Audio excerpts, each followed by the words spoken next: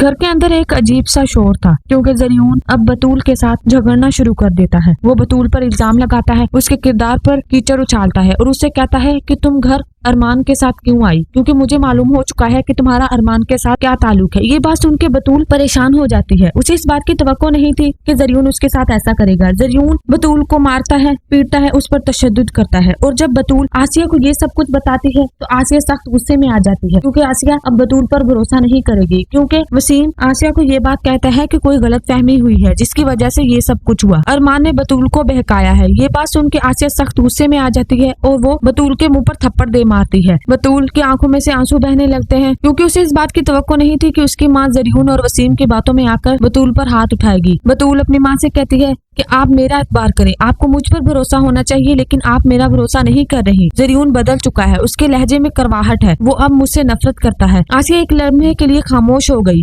मगर वसीम फौरन बात संभालते हुए बोला, ऐसी कोई बात नहीं। ज़रियून भी आगे बढ़ा मसनूई नरमी के साथ, अगर तुम्हें कोई मसला है तो मुझसे अकेले में बात करो, सबके सामने ड्रामा करने की क्या जरूरत है। बतूल ने एक कदम पीछे लिया और इस बार इसकी आवाज में फैसला था, ड्रामा तुम लोगों ने बनाया है और अब इसका अंजाम भी मैं ही करूंगी। ये कहकर वो वहाँ से चली गई। उधर राह अपने कमरे में टूटी हुई बैठी थी। दरवाजे के बाहर कबीर, उधर राह अपनी माँ के मरने के दुख में थी। कबीर और ज़ैनब भी दोनों राह को लेने के लिए आते हैं। ज़ैनब भी कहती है कि राह तुम मेरे साथ मेरे घर चलो, लेकिन कबीर ज़ैनब भी को टोक देता है, कहता है कि राह मेरी बेटी है, मैं इसका बाप हूँ, इसीलिए मैं इसे अपने साथ लेकर जाऊंगा। मैं मानता हूँ मुझसे गलतियां हुई, मगर मैं तुम्हारा बाप हूँ। राह मुझे एक बार माफ कर दो और एक मौका दो। ये बात सुनकर राह फैसला करती है कि वो अपने बाप कबीर के साथ जाएगी। ये बात सुनकर अरमान काफी परेशान हो जाता है क्योंकि उसे इस बात की तवक्को होती है कि अगर वो कबीर के साथ जाएगी तो उसे उस घर में कितनी मुश्किलात का सामना करना पड़ेगा।